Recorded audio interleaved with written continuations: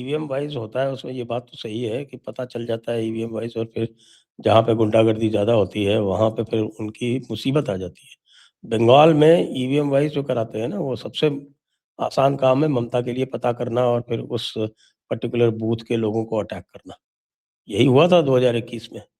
हाँ ईवीएम के लिए भी एक टोटलाइज़र फंक्शन है, वो टोटलाइज़र आ चुका है, 2010 में ही उसका डेमोंस्ट्रेशन हो गया था। मैं तो बहुत दिनों से वो टोटलाइज़र की बात कर रहा हूँ।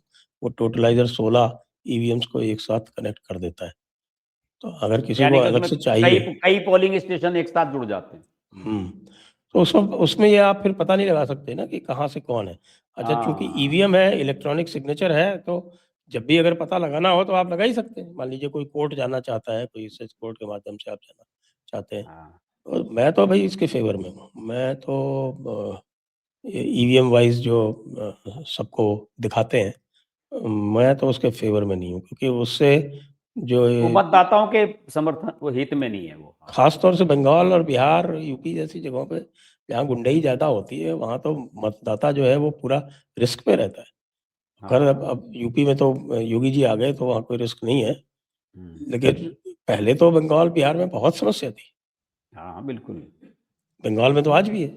हाँ, अरे सर, जब बैलेट से होता था, बताया तो था मैंने एक बार, लठ लेके खड़े हो जाते थे सुबह ही। जिस जिस बूथ पे दलितों के, शेड्यूल कास्ट के वोट ज्यादा होते थे, उस पे लठ लेके खड़े हो जाते थे सर। वोट डालने नहीं देने देते थे, गलियों को रोक लेते थे कि जा भाई तेरी वोट डल गई। सुबह ही सुबह सारे लड़के डाल देते थे। क्यों?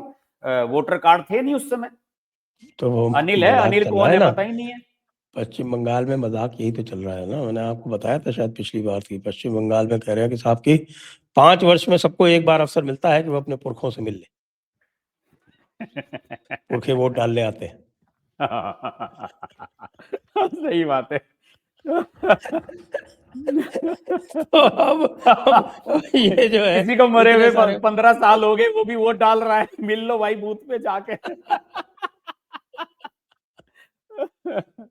तो ये जो अभी मजेदार है। एसआईआर हो रहा है वो बंगाल में, और तो ये कह रहे हैं कि साहब कि ये आप क्या कर रहे हो कि 5 साल में एक बार जो अपने पुरखों से मिल लेते थे वो भी नहीं मिल पाएंगे, सबको हटा दिया आपने हाँ। रोल से।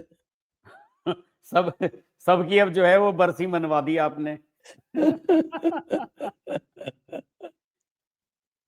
लेकिन साहब ये राहुल गांधी के जो बड़े-बड़े प्रिय लोग हैं ना, वो भी राहुल गांधी के विरोध में जाते चले जा रहे हैं। अभी कुछ दिनों पहले कि पवन खेड़ा ने कोई मीडिया टाइप की कॉन्फ्रेंस की थी, उसमें सब मीडिया वालों को बुलाया था, उनसे बातचीत कर रहे थे। उसमें तो राजदीप ही उनके उसके ऊपर जो है उबल पड़ा।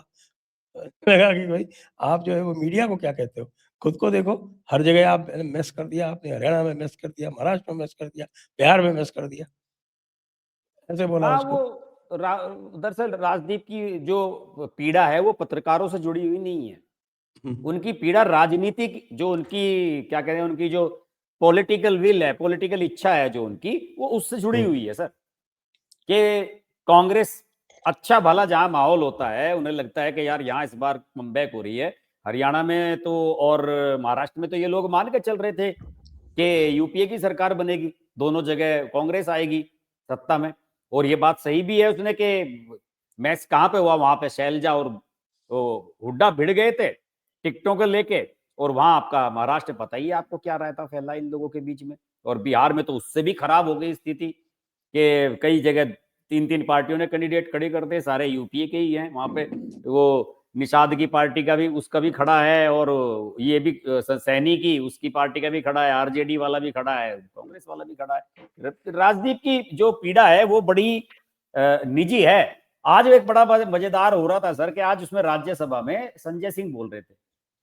तो संजय सिंह के बोलने के बाद जो है वो किसी, वो टीएमसी वाले एक सांसद हैं, उनका बोलने का नंबर आया, तो संजय सिंह ने बड़ा हल्ला गुल्ला मचा रखा था। तो उसके पीछे सागरिका घोष बैठी हुई थी। टीएमसी वाले एक जगह बैठते हैं वहां पे। तो उसने, जब कैमरा फोकस हो गया सागरिका घोष पे, तो उसने संजय सिंह को बुलाया। संजय जी ऐसे कर रही थी वो, मैंने वो वीडियो डाला भी है ट्विटर पे। और उसने कहा, बहुत बढ़िया बोले संजय सिंह को। संजय सिंह जैसे जो है वो कौन-सा सिनेमा हॉल है सुल्तानपुर का? बताते वो उसका नाम। सर, वो हो सकता है कि अपना इंतजाम कर रही हो तो उन्हें टिकट ब्लैक में ना खरीदने पड़े। तो वो डायरेक्ट उनके घर पे भिजवा दें कि भैया अगली पिक्चर लग रही है, उसके बारे में जो है वो बता दें। सर आजकल धुरंधर फिल्म की बड़ी चर्चा है, आपने देखी है नहीं? जा रहा हूँ आज देखने। अच्छा, ओहो, देखिए सर, हम भी देखेंगे, मैंने भी नहीं देखी अभी, बड़ा हल्ला मचा हुआ है उसका फिल्म का। लेकिन उसको लेके जबरदस्त मेल्ट डाउन है। सर अरे आरफा मैंने ने आपको उसने एक वीडियो मैंने बनाया है। आपको एक मैंने आपको एक थ्रेड भेजा, आपने देखा क्या? हाँ मैंने देखा है।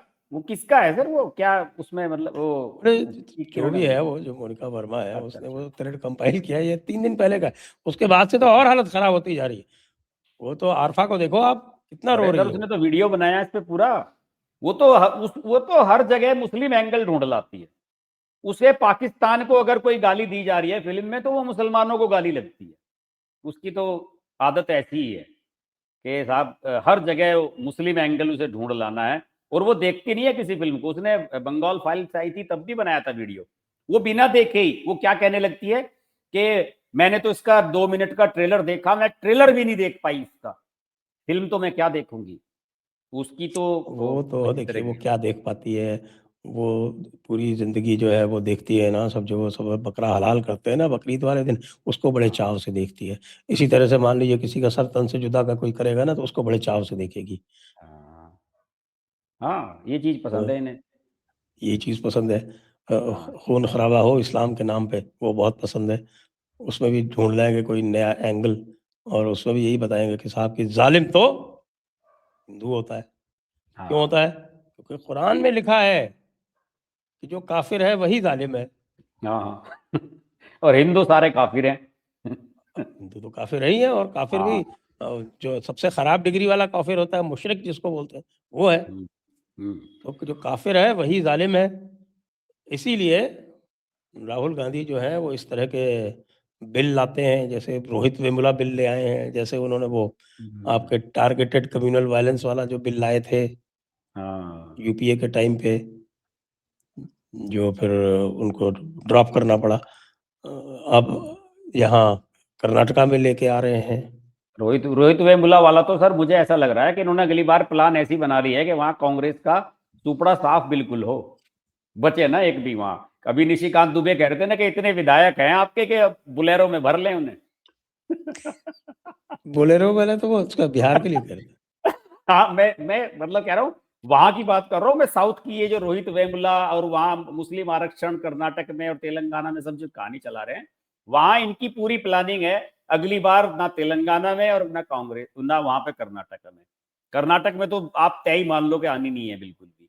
तो वहां ये पूरे पूरे काम राहुल गांधी की टीम ऐसी कर रही है कि पार्टी को जो है वहां पे भी उस लिमिट में ले जाएं कि वो वहां पे भी बुलेरो में भर लें इनके विधायकों को।